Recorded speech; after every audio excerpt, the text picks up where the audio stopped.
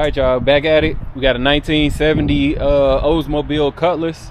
We're going to be running this one kind of like as a project vehicle, so bear with me as we move around it. If you follow us, you know that we had another one just like this, probably a month ago. It might not even been a full month, but we had one exactly the same color. We did the leather interior, super clean. But to give you the precursor, we ran that one basically at 25,000. We're running this one at 13. So I want you to understand that's why we got the price difference, because it is going to need some work. Getting into it, it's going to need paint and body. So I'm not even going to grade the paint. If you just want to drive around and cruise, that's cool. But you're going to see a lot of little spots like here where the paint has chipped off and you start seeing that surface rust. Doors and things for the most part are pretty solid. I didn't see any like crazy dents, any waves or anything like that we had to worry about. Surprisingly, the top is in relatively good condition. It's still nice and soft, but like I said, you are going to see there's a little decent amount of surface rust as you move around the vehicle. It's just going to need paint and body. Obviously, if you've been looking for one of these, it gives you that opportunity to go ahead and paint it whatever color you want. But like I said, we're not going to hide anything. Rear glass is solid. There's no cracks there. Trunk is actually decent. Appears to be properly aligned. Rear bumper is actually good. I don't see any dents, and I really don't see any rust on it, to be honest. Rear bumper is pretty decent. You probably reuse that. Moving on down the side, again, the body itself is pretty straight. There's no major dents, no major waves. It's just a vehicle that you can tell clearly sat up and was never taken care of. So gonna keep on moving down. Again, show you that top. I don't have any bubbling or anything like that as we move around it.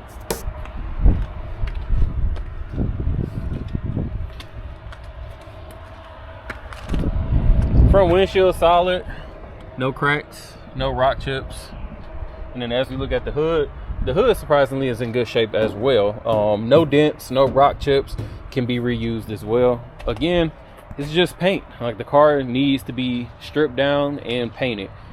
Front bumper has a little more surface rust than the rear. The rear was pretty solid. I got a little bit of rust sitting up here on the front, so something to take into consideration. Let me try and pop this hood, see if I can get my hand under here.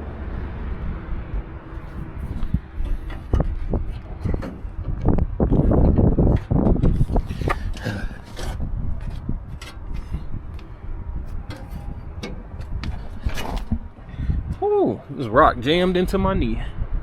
I can't even fit my finger up under here. Let me see how I can do this. The latch is pushed all the way back. I'm gonna pause you guys. I ain't gonna lie, that kind of tore up my hands a little bit. The latch was all the way back, so I'm trying to jam my hand in there. So, got the hood open. Again, it's gonna need paint. Car run, drives, and stops. Brakes are solid. She'll start up. You'll see when we do the test drive. She's got a new master cylinder, brake booster, a newer alternator. But other than that, basically speaks for itself. Was an AC equipped vehicle. Power brakes, power steering. So let me grab the keys. Forgot to grab them up out the box. So now you guys get to go with me on this walk. Don't have nothing new to really show you guys. You've already seen everything that we got posted. A couple cars that we got that came in. We got I think it's a 2006 SS truck sitting back there. Sorry, bear with me. I'm looking for these keys. Here we go. But yeah, we got an SS truck sitting back there. We got a 66 Eldorado that's been gone through. We got the 2011 limo. We got a baby blue Skylark, obviously the Ville on the rack, and that's really about it. You guys have pretty much seen everything else. You've already seen this deuce and a quarter. We're gonna rerun it because we decided to put some wheels on it instead of leaving it on stocks. But and we got this 300 that you guys will see coming soon. We were using it as a shop vehicle, but decided I'm tripping. You guys gotta see the trunk first. I'm all over the place when I don't follow my normal direction. So trunk, no holes or anything like that. Obviously you do have surface rust. Personally, myself, I'd wire brush it and just coat it. It doesn't need a trunk pan. Now the interior is actually pretty solid on this one. You know, it depends on if you like the old school, you know, couch seam look. No rips or tears in the seats. Seats are pretty solid. Seat belts themselves got a little bit of stains in them, but nothing too crazy. Headliners got a little bit of sagging. Front seat, again, no rips, no tears. Pretty solid condition. You will eventually need new carpet, obviously. Anytime you got that brown, well, any brown, tan, neutral, anything you want to call it, you're gonna end up needing new carpet when you're talking about a 50-year-old car. Like, it just don't hold up well, in my opinion. But again, considering this is a project, it's meant for you to kind of build it your way anyway. Here's our rear seat. Again, seats are solid. Me personally, I'd probably just get them reupholstered into leather anyway, just because it's a cleaner look, and you know, it's about the same cost. These seat covers, we did one on a brown one that we had. I think it was like $900 total for front and back. So as long as you can do a little bit of manual labor, you save yourself just keeping it stock versus you know, paying somebody to customize it. Otherwise, dash is good, no replacement needed there, no cracks. I would probably just dye it all one solid color. That's the only other thing that I personally don't care for, and has nothing to do with the condition of the car. When this car was brand new, there was like 6 different shades of brown and tan and everything in there, so that still holds true today. Let me get my seatbelt on. Other than that, let's get her fired up.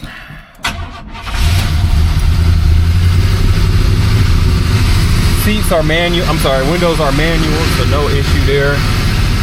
Lights are on, I can see it there and in the car up in the front. Left turn signal, right turn signal, no horn.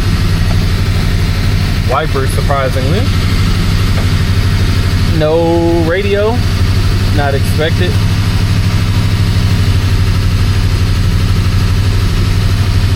And no fan, not blowing, so it is equipped, but it's not blowing. I think that's it. Let's go ahead. Like I said, she got a little bit of a high idle. We might need to look to turn that down, but we'll see.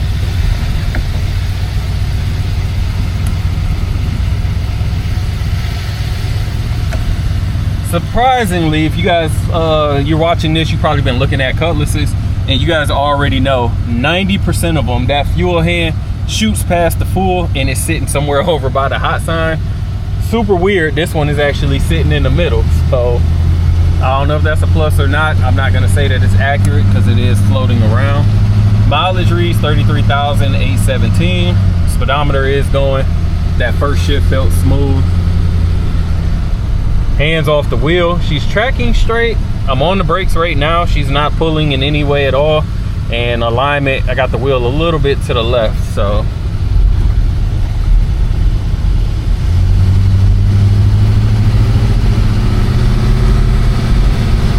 Probably just turn around up here so I can get her on the rack for you guys.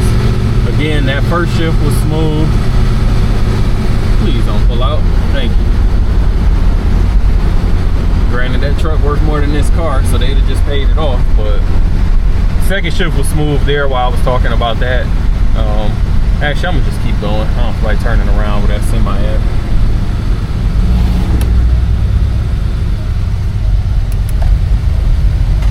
Steering is super light. Like, I'm talking like one wheel turning the wheel, one finger turning the wheel type light.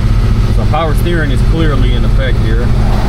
Brakes feel solid. Obviously they did that master cylinder and the booster. I don't have no issues there. So like I said, she's a run driving and stopping vehicle for sure. Just needs some help in the looks department. So give me a moment. Oh, another thing I just noticed, the gear selector is not working. Obviously you guys saw me put it running through the gears, but it's still looking at park, so that selector is not working. So give me a second, I'll get her on the rack and we will check out on the we got the Cutlass up on the rack. Again, like I said, rear bumper isn't as bad as the front. A little bit of surface rust at the bottom to be expected. Surface rust all over the frame and the trunk pan. Obviously, it was equipped for a hitch. Super popular back in the 70s when people actually drove their cars and they were family cars. Surprisingly, this is a factory 12-bolt car, so a little bit of money there. Drums in the rear. We got the exhaust, the muffler done because it was completely rusted out.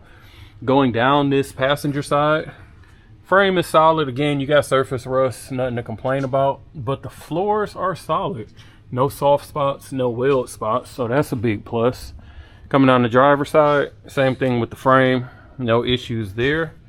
The floors are super surprising on this car.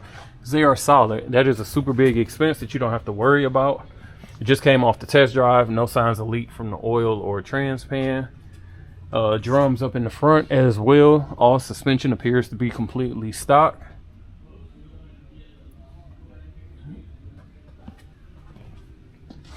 All right. Front bumper, again, got a little bit of surface rust, no dents or anything there. Wheels are solid, all four corners, they match, no issues there. Looking underneath the car, again, a wire brush and some coating to take care of your frame, so I wouldn't worry about that. And we know that the entire car needs paint. Doesn't look like it's gonna be a lot of body work. Not sure about the bumpers, if you would want to re-chrome them. Well, actually, new bumpers for these Cutlasses like $200, so I wouldn't worry about that either. Yeah, like I said, for what it is, body is solid, floors are good, paint is. If you guys are interested in this 70 Cutlass, give us a call, 256-801-4409. Check us out at Rolling Museums on the website and Instagram. As always, appreciate you watching. Make sure to like, comment, subscribe.